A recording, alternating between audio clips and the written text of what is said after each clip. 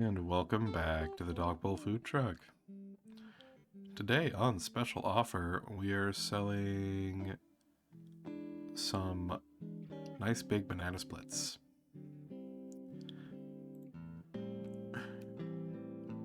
But I'm not gonna lie, with what the situation is in Echo, I kind of don't want to think about that too much, so go ahead and grab you a couple scoops. Grab you a couple scoops, bananas are over there. It's more of a banana split bar. So go ahead and figure yourselves out and get settled in as we get started here. Leo doesn't say anything. Instead, he just goes on staring at the kitchen. Would he really just let me blindly move to this town when he knew everyone was going crazy? I mean, did he though? Because, not gonna lie, I've told one story of an insane person. It's hard to know where drugs end and where the person begins sometimes. Looking out the window, I notice a figure moving up the street, jogging. A feline. TJ? Is that Teach? Leo glances out the window. Looks like it. Well, for a jog, of course.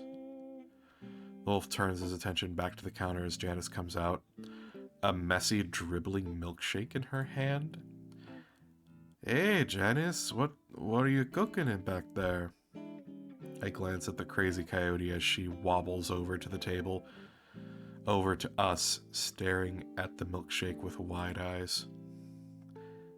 Oh, you know, meat. Leo lets out a hollow laugh. What kind of meat? I'll be honest with you, it's a bit tough and stringy. I lose interest in their conversation. Me too. And instead look back out at TJ. I feel like something's off, for sure. He's a ways away, but he looks kind of afraid. One of his hands reaches out to bat at something. Something's wrong. I mutter under my breath and start to stand, set on getting out there to see what's going on with him. But at that moment, a truck pulls up into the parking lot right in front of our window. I find myself staring right at Duke.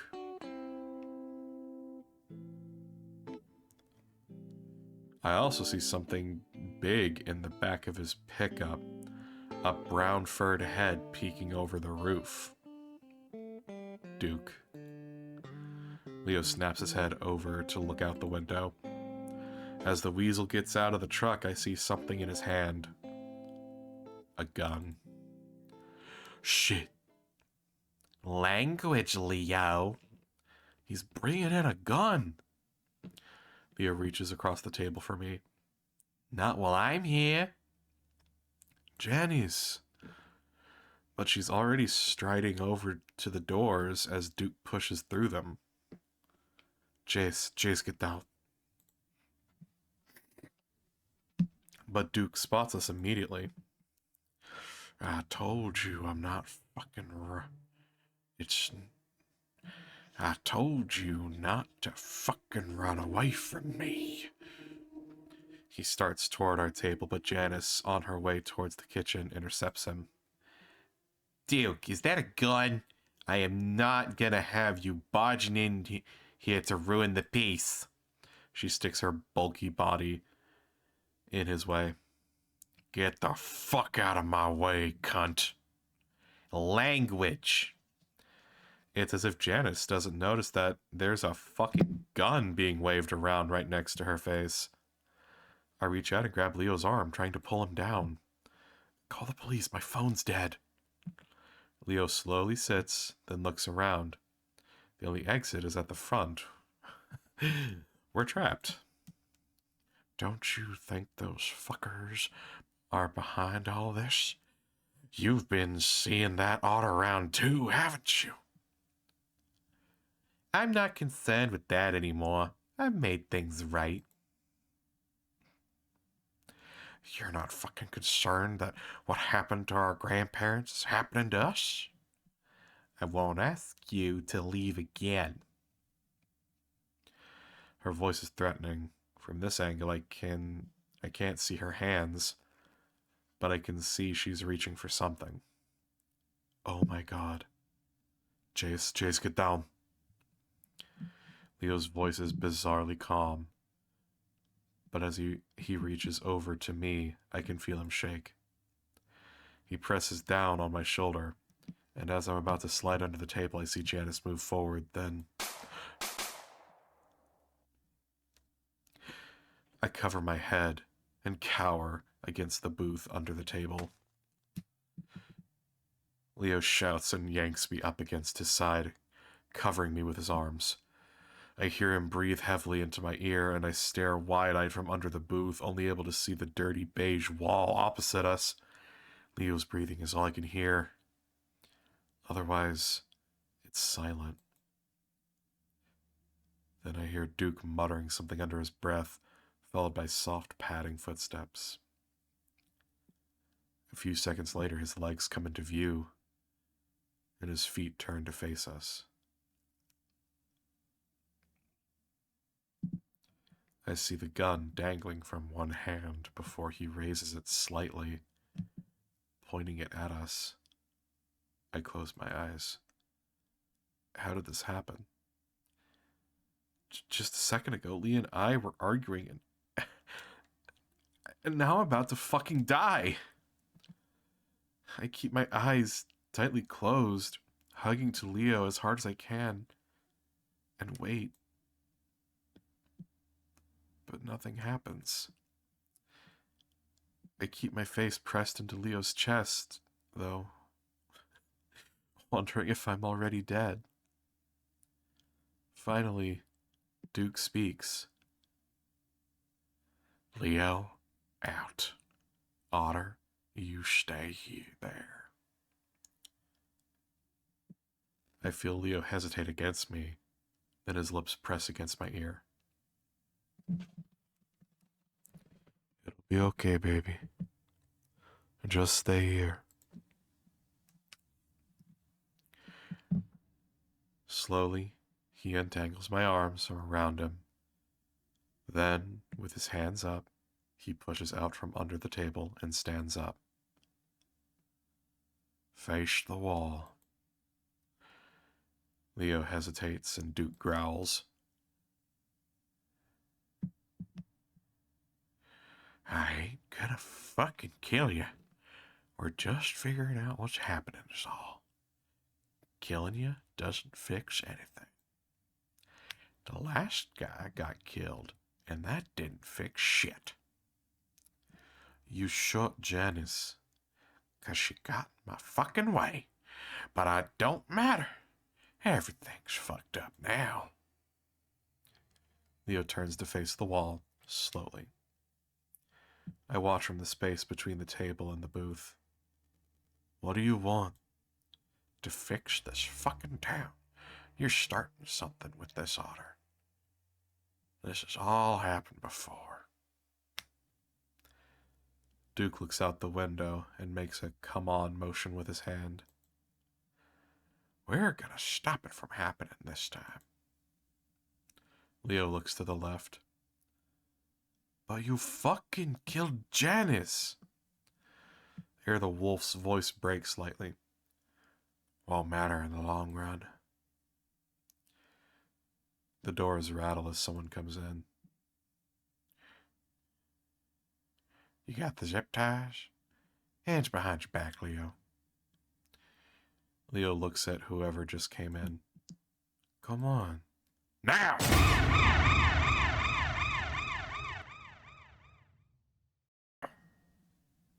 Oh, Jesus, who the fuck? Slowly, Leo does as he's told, and I see a pair of massive paws reach forward to bind the wolf's wrists. I swallow hard as I watch Brian pull the zip tie tight. Duke puts a forearm to his nose. Fuck, you stink. I hope you didn't kill that ringtail. We could use it. Brian grins in response, his teeth yellow. My heart sinks as I think about Clint. Had he been warning me to run? Why had I thought that him hanging from the tree like that was probably just a normal thing for him and the bear? Was he a victim of whatever crazy has just hit the town? That must have been what was going on. All of this is hitting at once. It can't be a coincidence.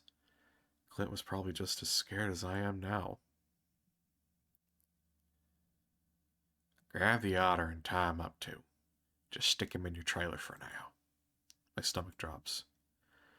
Duke gestures with his gun again. Come on. Out. My legs are lead. I can't move. Leo looks over his shoulder at me, and the fear in his eyes scares me even more. His muzzle moves, mouthing something. Run. But still I can't move. I've never been so scared in my life. It's like everything is numb. Brian doesn't care, though, and moves forward. Look on his face eager.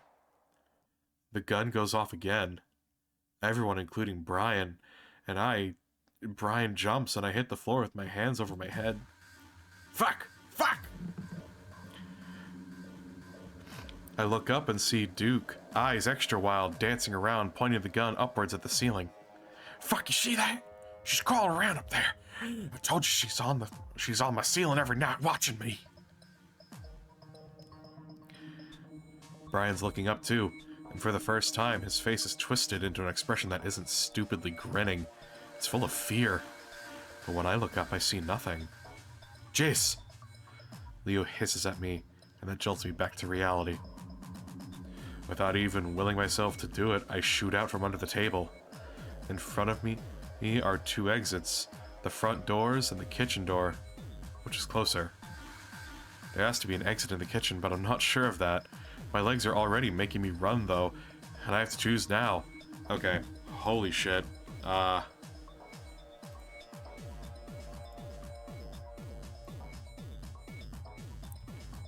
Who doggy?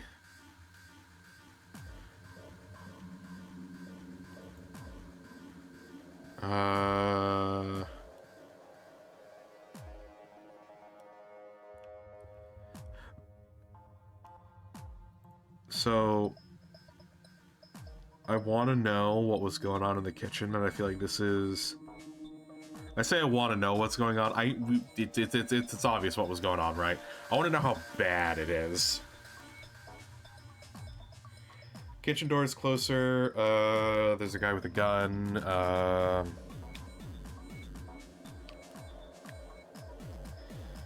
Best option is to break line of sight. Kitchen door. I have no idea how long Duke will be distracted, so I dive behind the counter for my closest exit. Don't look back, Jace! Go as fast as you can! Shit, he's getting away! Brian! I push past the swinging door and immediately slip. One moment, I'm standing, and the next I'm laying on the ground, face stinging from the smack into the tile. Okay, quick thing, this is why we wear no-slip shoes in kitchen spaces. I stare blearily at the ground, forcing myself to move again, but it's still so slippery. At first I think the tiles are just red, but then when the overpowering metallic scent hits my nose, I realize it's more than that. Blood is everywhere, and now I'm covered in it. I sob, wondering when the nightmare I'm in is gonna end, when the paralysis will hit me. Fuck! Get her off me! I force myself to move because I need to get the fuck out of here, dream or not. I slip and slide along the tile, trying to stand, almost failing. I manage to grab the metal counter and yank myself up. And then I'm standing over the counter, and over what's on top of it, a pile of meat. I could see the fur, but it's a mound of unrecognizable parts. Butchered. Something's cooking on the stove. My stomach churns and I heave, but There's nothing in me to come up. A bang behind me forces me to turn to my right. I see the mountainous form of Brian charge through the door. He slips immediately, but his momentum still takes him forward, and he reaches out for me. Next thing I know, is that I've been hit by a car and I'm flying back. I stop short of hitting the ground thanks to the wall behind me, and my head explodes.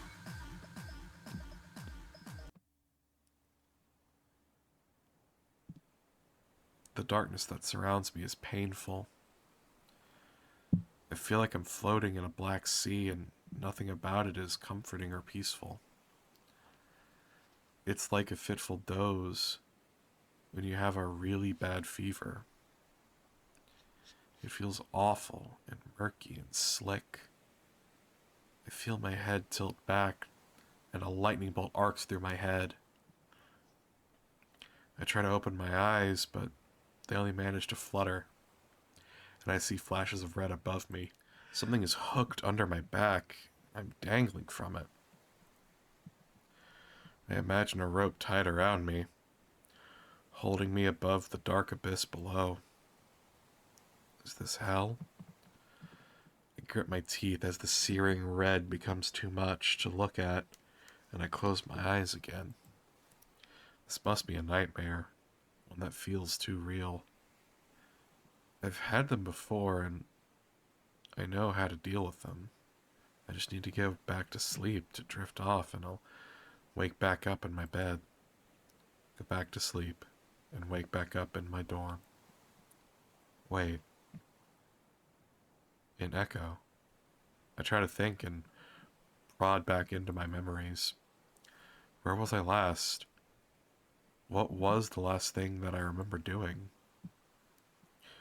Trying to remember this monumental is more monumental than I can handle, and fortunately I drift back into unconsciousness.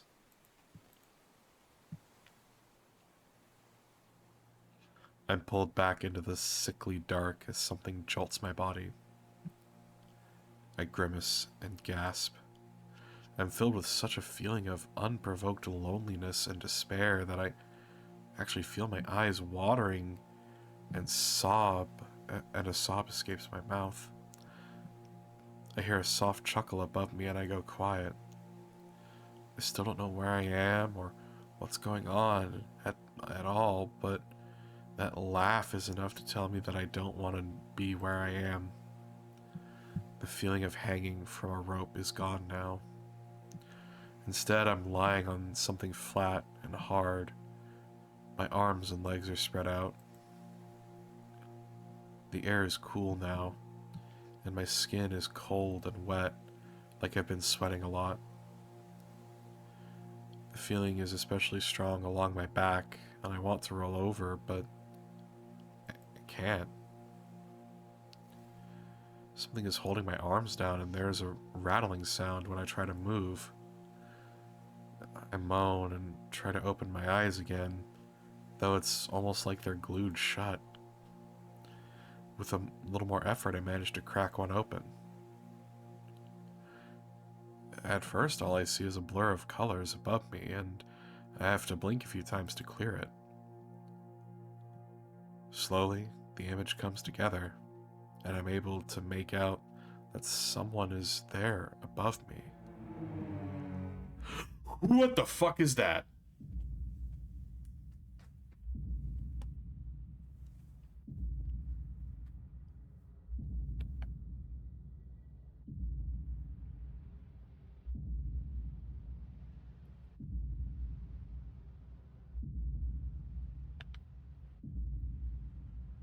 I feel my blood run cold, realizing that someone has been watching me this whole time. But I'm lying down. How is someone on the ceiling? I try to speak, but only a dry, crackling squeak comes out of my throat. At this point, my vision has cleared enough to make out an otter. An otter? I squint. A blue shirt, beige pants. I gasp and reflexively try to draw back from the thing. Is it me? It smiles. It's missing my goatee. Oh. The flat surface I'm lying on tilts precariously, and my stomach lurches. I try to clutch the surface. Oh, there's nothing to grab onto. I shut my eyes and gag as I feel my stomach swirling around inside me. All I could do is pray for it to stop, feeling like everything around me is about to fall over. The ache in my head is magnified tenfold, and tears start to leak from my eyes. Just when I think I'm about to slip off the face of the earth, the ground starts to tilt back the other way. I swallow and gasp for air, my entire body shaking and sweating all over again. I feel like I've been swimming too long and my body is exhausted. What the hell is going on? I remember that someone was staring down at me from the ceiling, and I opened my eyes again, fearful.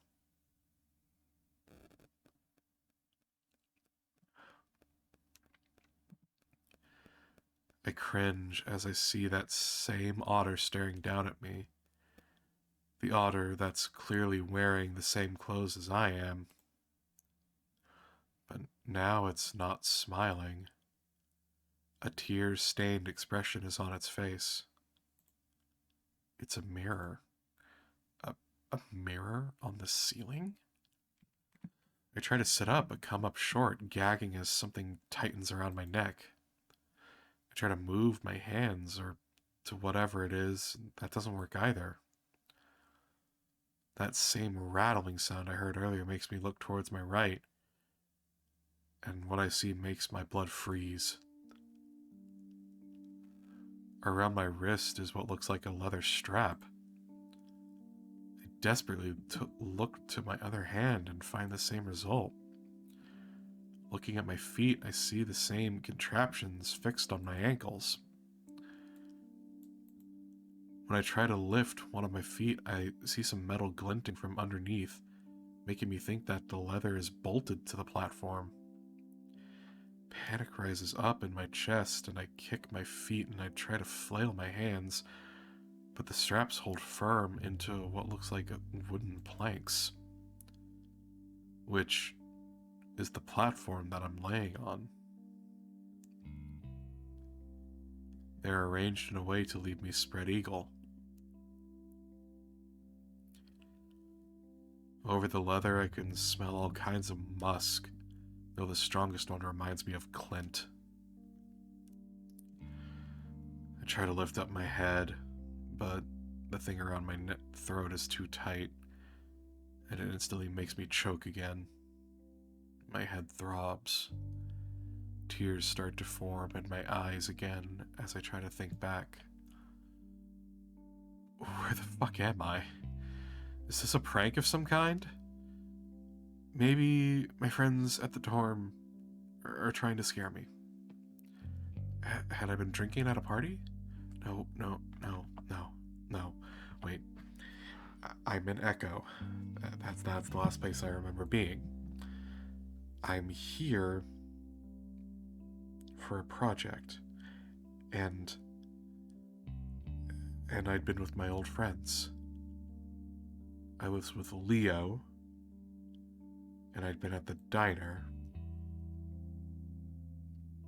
Suddenly, all of the horrible things that had happened that day came rushing back.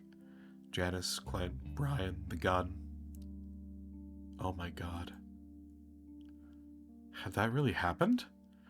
I struggle a bit more than I try to think. I had run to Leo's house. Leo. I don't know what happened to him. I left him with Duke. And then Brian. He'd been chasing me and tried to break in. I start to breathe heavily again as I realize where I might be. Brian got me when I was trying to run and hide. He just fucking attacked me. I look around. I'm in a small room that looks like a living room of some kind. There's a couch to my right and a wall with a clock on it to the left ticking away. There's a window too, and along with the ticking, the wind blowing outside is the only other sound that I can hear. Looking down towards my legs, I can see what looks like a tiny kitchen with some cupboards and a countertop. Dishes and junk are piled high along the length of the counter, and it smells like cigarette smoke. Judging by the layout and size of the place, it looks like I'm in a trailer home. A small moan of terror escapes my lips. I'm in Brian's house. I remember Kudzu telling me that he lived in one. Tears start leaking out of my eyes again, even though the crying is making my head throb all over again. All I can think about is what he was doing to Clint. No. I have to calm down. I don't want to attract any attention if he's actually nearby. After what happened in the diner, the cops have to be on their way, if they aren't already here. People eat in the diner all the time. Someone, one of my friends probably, would find it and call someone. I just have to wait until they find me. I swallow again, feeling my body break out into a cold sweat all over again. What's going on? They wanted something from us. I remember that, at least. What? Duke had been saying something about seeing things, and that we might be responsible. I squeeze my eyes shut and shake my head, but then immediately stop when my head throbs from the movement. None of this makes any sense at all. Am I still dreaming? At that moment, I hear a soft mumbling in the distance through the thin walls of the trailer. I freeze and hold my breath. It's a little ways off, but I'm almost positive that it's Duke. The high, wheezing whine mixed with the occasional smoker's cough is unmistakable. It's coming closer, and I can start to make out what he's saying. Because we're already fucked here. You think we can just let them go, and it'll be fine? I don't know who he's talking to, but the sound of an accompanying heavy, lumbering steps gives me an idea. It's worth it, though, if we can figure out what the fuck is going on. It sounds like they're right up against the trailer now. I can hear them walking around it, towards the small door on the right side of the kitchen. Leo ain't saying shit yet, but I think it might be the otter. He's the one I seen last week. The footsteps stop in front of the door, and I listen hard, my heart pounding in my chest. I hope you haven't done anything to him. I didn't. Brian's uncharacteristically high-pitched voice sends a chill up my spine, my fur flaring out with it. You bet your ass you haven't. If you do anything, any of your fucked up shit to him. I stop breathing, staring at my terrified expression in the mirror. What I'm saying is, we still got a chance to get out of this. What we've done is bad enough, but if we can get him to understand. They stop talking, and that's when I can hear Brian's heavy, labored breathing. I'm not breathing at all, worried that they'll be able to hear it, even though they already know I'm here. I let it out with a gasp as the door suddenly swings open and Duke comes up the steps, looking around before spotting me. Brian, you are one sick fuck. I tense up as a massive shadow appears behind him, and it feels like the entire trailer tips a bit as Brian makes his way up the same steps. Brian's presence is so imposing and frightening that I don't even notice that Duke is now right next to me. I jump when he sets a hand on my left arm. I jerk my head to look at him, wide-eyed. Hey, calm down. We ain't gonna hurt you. Brian chuckles and Duke shoots him a look. He turns his attention back to me, softening his expression, at least as much as he can with his scraggly drug-fucked face. We just needs to get some information from you. I'm sorry, but all I could think of is, I feel as if I was denied critical, need-to-know information. But with that, I'm gonna be real, this is not at all where I thought this was gonna go. And also, holy shit, we have, like, I don't know how to say it, but again, it is like Carl's route. Semi-understandable sequence of events. Then it gets weird, but it's still got logic to it.